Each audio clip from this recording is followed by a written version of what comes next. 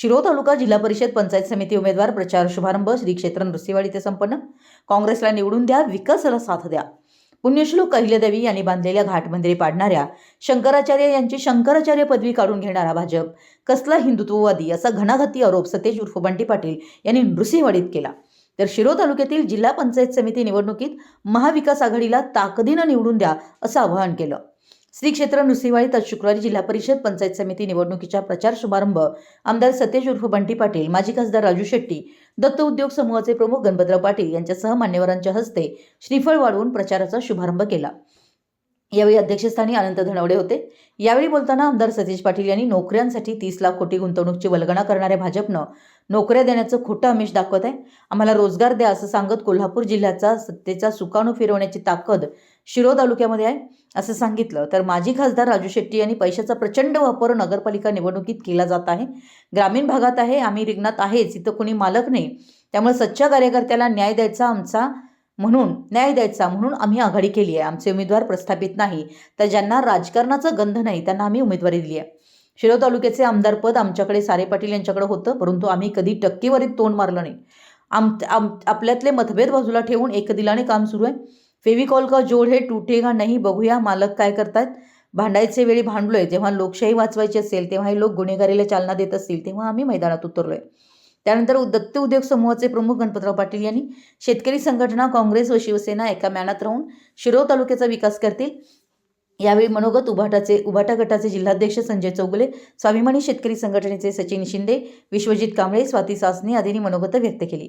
यावेळी आम आदमी, शरदचंद्र पवार गटाचे नेते महाविकास आघाडीला पाठिंबा दिला। दरम्यान प्रास्ताविक काँग्रेसचे तालुकाध्यक्ष दर्गो गावडे यांनी केलं।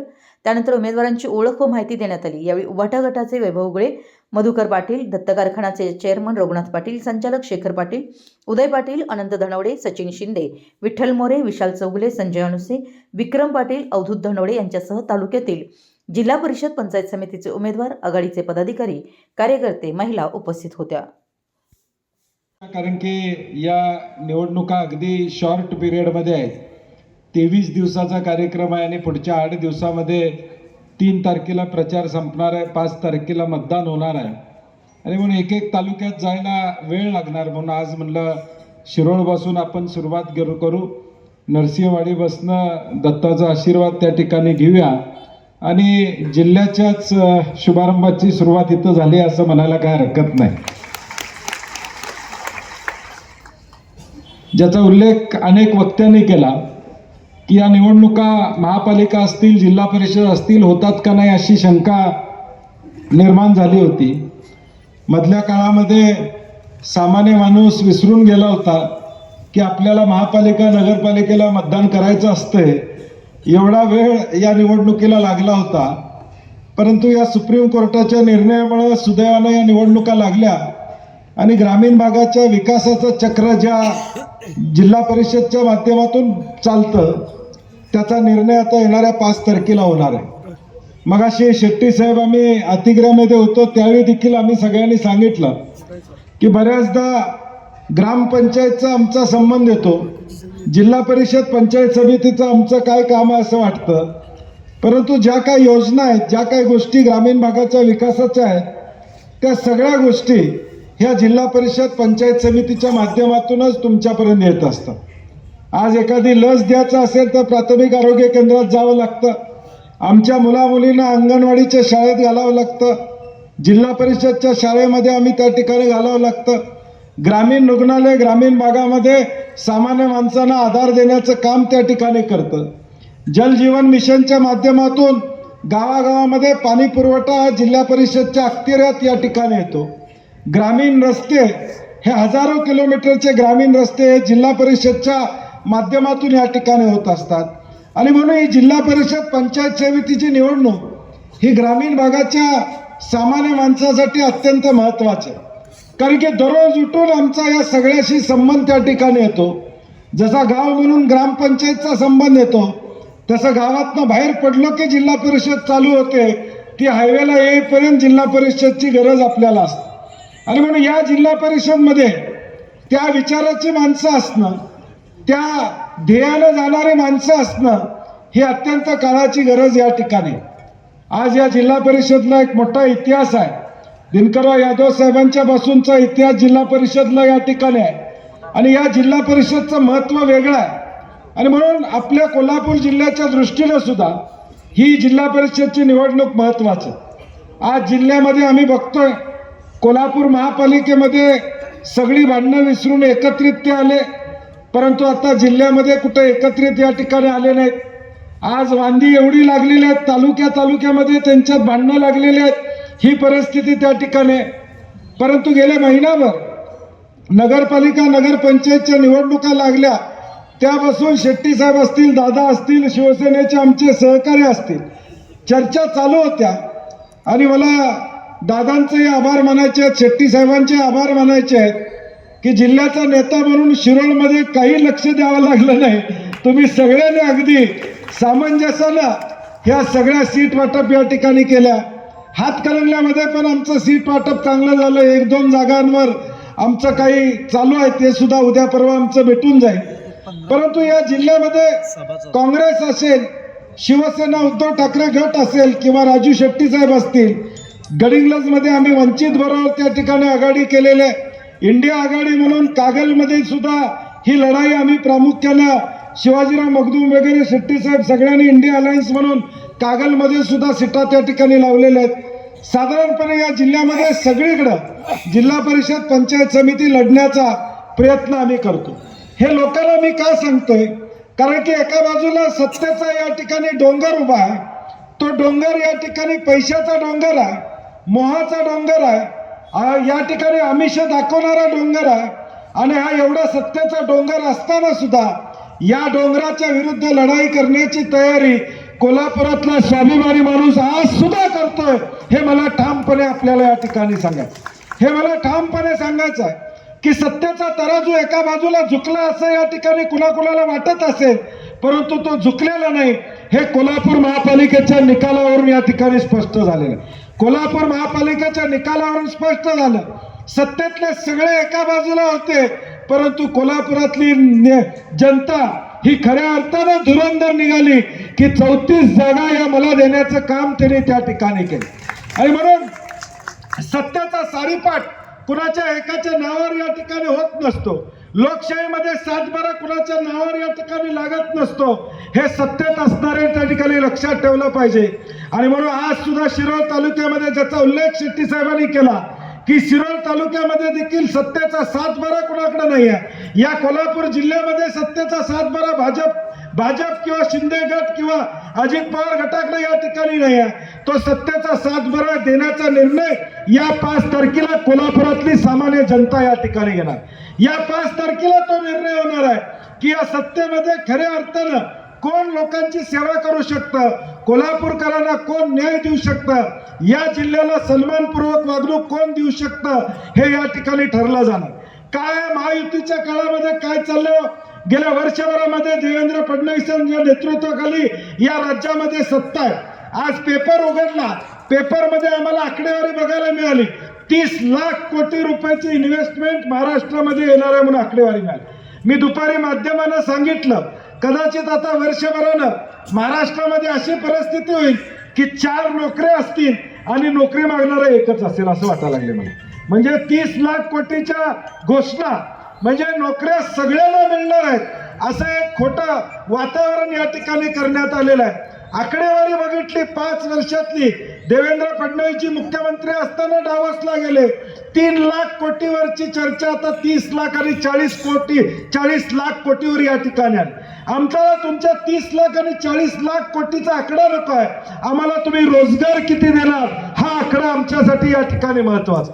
आज पुणे महापालिकेच्या बाहेर शेट्टी साहेब 42,000 लोक आंदोलन करतायत की TCSच्या माध्यमातून ज्युनियर इंजिनियरची परीक्षा 300-500 किलोमीटर या ठिकाणी ठेवलेल्या आहे. MPSCची मुलं आंदोलन करतायत की भरती तुम्ही कधी करणार हे विचारतायत आणि दुसऱ्या बाजूला मात्र गप्पा चाललाय 30 लाख कोटीच्या 40 लाख कोटीच्या.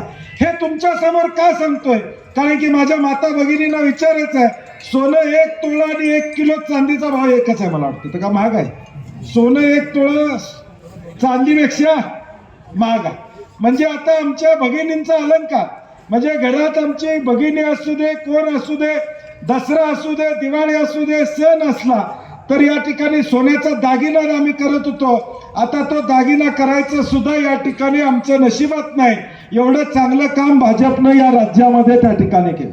एवढं कर्तृत्वान काम केलेलं आहे का गरिबाला आता घरात लग्न करायचं असेल तर मंगळसूत्र या ठिकाणी घ्यायचं असेल तर या ठिकाणी अंगावर काटा मारतो. हे वास्तव ग्रामीण भागातल्या सामान्य या ठिकाणी वडिलाचं या आई वडिलांचं या ठिकाणी झालं. काय मिळालं आमच्या या महाराष्ट्राला तुमच्या वर्षभराच्या काळामध्ये? 50 खोके एकदम ओके, त्याच्या पलीकडे या महाराष्ट्राला काय मिळालं नाही. आणि म्हणून या सगळ्याचा विचार करता ही जिल्हा परिषद काँग्रेस शेतकरी संघटना शिवसेनेच्या ताब्यात असली पाहिजे, नाहीतर या जिल्हा परिषदच्या जागा सुद्धा खायला हे मागे पुढे या ठिकाणी बघणार नाही. या जागा सुद्धा शिल्लक राहणार नाही. प्राथमिक आरोग्य केंद्र, ग्रामीण रुग्णालय असू देत, ही सगळे सक्षम करायचे असतील, ग्रामीण भागातल्या रस्ते व्यवस्थित करायचे असतील, जलजीवनच्या माध्यमातून घरामध्ये पाण्याची उपलब्धता करून द्यायची असेल तर एक विचाराची सत्ता असणं गरजेचं आहे. आज हे सीट वाटपात एकत्र येऊ शकले नाहीत तर सत्तेत काय एकत्र येणार आहेत आपण याचा विचार या ठिकाणी करा. अजून महापौर पदावर भांडणं चालू आहेत. तिथं मुख्यमंत्र्यांचं 89 नगरसेवक निवडून आले. तुम्ही महाआघाडी म्हणून महायुती म्हणून मुंबईमध्ये निवडणुका लढला. शिंदे गट आणि भाजप एकत्र लढला, परंतु शिंदेना विश्वास नाही की माझे नगरसेवक भाजप पळवणार नाही. त्यांनी नेऊन हॉटेलमध्ये 8 दिवस ठेवलेत. बघताय ना टीव्हीवर. म्हणजे निवडून आलेल्या स्वतःच्या नगरसेवकावर विश्वास नाही. विश्वास असणार कसा? तुम्हीच गुवाहाटीला पळून गेला तर मग तुमची माणसं गेली तर वाईट वाटायचं कारण काय?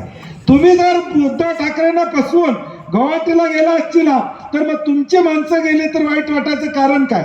एवढी भाऊबंदकी त्यांची आहे. मग या भाऊबंदकीतनं जनतेला काय मिळणार आहे याचा विचार लोकांनी करणं या ठिकाणी गरजेचं आहे. ह्यांना स्वतःसाठी ही सत्ता या ठिकाणी पाहिजे. स्वतःचे किशे भरण्यासाठी राजू शेट्टी साहेब बोलले तसं स्वतःचे किशे भरण्यासाठी या भाजपच्या शिवसेनेच्या लोकांना या ठिकाणी सत्ता पाहिजे. सामान्य माणसाचे दुःख पुसण्यासाठी या ठिकाणी नाही, सावरण्यासाठी यांना सत्ता नको आहे. आणि म्हणून माझी आपल्याला कळकळीची विनंती आहे. मागचा इतिहास काय झाला? लोकसभा विधानसभा सचिनने या ठिकाणी सांगितलं, झालेलं पान मागं टाकूया. विधानसभेला आम्हाला त्रास झाला, आपण मागे राहिलो, परंतु आता जिल्हा परिषदला मात्र माझी आपल्याला विनंती आहे. शेट्टी साहेबांनी सांगितलं तसं उद्या 7 तारखेला निकाल लागल्यानंतर सत्तेचं सूत्र या ठिकाणी शिरोळ तालुक्याकडे असलं पाहिजे. याची जबाबदारी आपण या ठिकाणी आम्हाला जिल्ह्यात बसून सुद्धा वाटलं पाहिजे की शिरोळमध्ये 100% निकाल लागलेला आहे. शिरोळला गृहीत धरल्याशिवाय जिल्ह्याचं राजकारण होणार नाही अशी परिस्थिती येणाऱ्या 5 तारखेला आपण या ठिकाणी निर्माण करा. ही शिरोळच्या स्वाभिमानाची लढाई आहे. ही शिरोळच्या उद्याच्या अस्मितेची लढाई या ठिकाणी असणार आहे. ही अस्मिता जपायचं असेल तर उद्याच्या 5 तारखेला आपल्याला या ठिकाणी हे आमच्या सगळ्या उमेदवारांना निवडून देण्याचं काम करावं लागेल. आज भाजप हिंदुत्वाचा या ठिकाणी पाडव असते. काशीमध्ये आता अहिल्याबाई होळकरांनी बांधलेली मंदिरं तोडली जातात. आपण व्हॉट्सअपवर आणि टीव्हीवर या ठिकाणी बघतोय. ज्या शंकराचार्यांच्या समोर मोदी नतमस्तक होतात, अंबानी नतमस्तक होतात, सगळा देश हिंदू समाज नतमस्तक होतो. आज त्यांना 3 दिवसापूर्वी ऑर्डर करण्यात आली की तुम्हाला शंकराचार्य विरुद्ध या ठिकाणी लावता येणार. मग हे हिंदुत्व कुठलं आहे तुमचं? जो संत तुमच्या उलटा जाईल तो हिंदू नाही आहे. या पद्धतीचं वातावरण या देशामध्ये या ठिकाणी चाललेलं आहे. शंकराचार्य म्हणून मोदी साहेब त्यांच्या पुढे नतमस्तक झाले असे अनेक व्हिडिओ आम्ही बघितले. आज ते शंकराचार्य ज्यावेळी काशीमध्ये मंदिरं पाडली जात आहेत त्याला विरोध करतायत, मुख्यमंत्र्यांना योगीनाथांना विरोध करतायत, त्यावेळी त्यांचा शंकराचार्य पदवी तुम्हाला वापरता येणार नाही या पद्धतीचा आदेश या ठिकाणी येतो. म्हणजे याचा विचार आपण केला पाहिजे. उद्या म्हणतील आमचं आडनाव लावू नका म्हणून तुम्हाला आम्हाला सांगतील अशी वास्तवता या देशामध्ये निर्माण. म्हणजे हे जे काही चाललेलं आहे हे सगळं हुकुमशाहीकडे जायचं काम या लोकांचं चाललेलं आहे. आणि म्हणून या सगळ्याचा परिणाम उद्याच्या भविष्यकाळात आपल्या जिल्ह्याच्या राजकारणावर व्हायला वेळ लागणार नाही, नरसिंहवाडीमध्ये व्हायला या ठिकाणी वेळ लागणार नाही. उद्या इथं सुद्धा फतवा निघेल की तुम्ही या ठिकाणी पुजारी म्हणून लावू नका. हे भाजप काय करतील या ठिकाणी सांगता येणार नाही. म्हणजे आज शंकराचार्याला शंकराचार्य लावता येणार नाही म्हणण्याचं धाडस या देशामध्ये ते करत असतील तर कुठल्या पातळीवर ही मंडळी जाऊ शकतात याचा विचार आपण करा. आणि म्हणून माझी विनंती आहे, काँग्रेस आणि शेतकरी संघटना शिवसेना म्हणून आम्ही ताकदीनं तुमच्या पुढे या ठिकाणी आलेलो. 7च दिवस राहिलेले आहेत. उमेदवाराला घर टू घर पोचता येणार नाही. प्रत्येक उमऱ्यापर्यंत पोहोचता येणार नाही. येणाऱ्या प्रत्येकानं आपला मतदारसंघ पाठ करावा, चिन्ह पाठ करावं आणि आमच्यात कुठलाही या ठिकाणी मतभेद नाही, सुसंवाद चांगला आहे. आम्ही उमेदवार एकमेकाचे ट्रान्सफर केले किंवा तुम्ही तुमच्या चिन्हावर उभा करा, आमच्या चिन्हावर उभा करतो, परंतु जो कार्यकर्ता चांगला आहे त्याला बळ देण्याची भूमिका आम्ही घेतलेली आहे की पुढच्या 7 दिवसामध्ये आपण ताकदीनं आपापल्या जिल्हा परिषद मतदारसंघामध्ये या ठिकाणी जे चिन्ह असेल, जो उमेदवार असेल त्या उमेदवाराचं चिन्ह सांगण्याचं काम आपण निश्चितपणे येणाऱ्या भविष्य काळात या ठिकाणी करावं. 7च दिवस शिल्लक आहेत. या ताकदीनं येणाऱ्या या निवडणुकीसाठी आपण सज्ज राहावं ही पुन्हा एकदा विनंती या निमित्तानं करतो आणि जाता जाता एवढंच सांगतो संजय रावांनी सगळ्यांना, उम्मीद मत छोड़ो, जब आपको लगेगा आप कुछ नहीं हो सकता. उम्मीद मत छोड़ो, जब आपको लगेगा आप कुछ नहीं हो सकता, तभी चमत्कार होगा और कांग्रेस और स्वाभिमानी शेतकरी संघटना और शिवसेना की सत्ता ही जिल्हा परिषद में आएगी. एवढंच या निमित्ताने सांगतो आणि माझे 2 शब्द संपवतो. जय हिंद, जय महाराष्ट्र. धन्यवाद साहेब.